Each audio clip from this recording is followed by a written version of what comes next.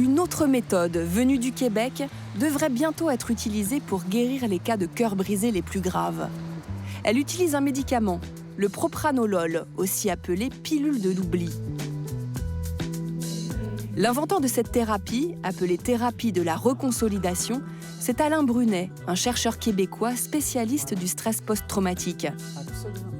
Sa méthode a été testée sur 400 victimes des attentats de Paris et de Nice souffrant de ce mal. Elle en a guéri les 3/4. Et il enseigne déjà sa méthode à des psychologues français. On a voulu prendre des chagrins d'amour, mais un peu particuliers. C'était vraiment des situations où les gens avaient été abandonnés, du genre « ouais, je m'en vais m'acheter un paquet de cigarettes » et puis la personne ne revient plus. Ou vous découvrez que votre conjoint mène une vie parallèle depuis des mois, voire des années. Et là, tout à coup, c'est comme si le sol se dérobait sous nos pieds. À Montréal, la méthode Brunet a déjà été testée sur 60 personnes souffrant d'un chagrin d'amour. Là encore, il faut commencer par isoler un souvenir traumatique lié à son histoire de couple ou à la séparation. Puis on l'écrit.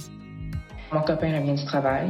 Il me demande si j'ai passé une belle journée. Je lui réponds « Non, j'ai vraiment passé une journée de marque ».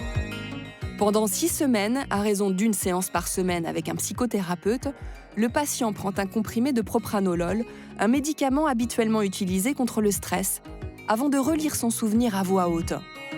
Les sites de rencontres, c'est divertissant. Il me dit ne pas comprendre, alors j'explose. Lors de la première séance, le souvenir traumatique refait surface. C'est là qu'intervient le propranolol. Le médicament va permettre au souvenir d'être réenregistré dans notre cerveau, mais avec une charge émotionnelle beaucoup moins forte. Souvent, il y a un point tournant autour de la 4e séance environ, parfois la 3e, parfois la 5e. Mais il y a vraiment un point tournant où la personne s'installe pour lire son script traumatique.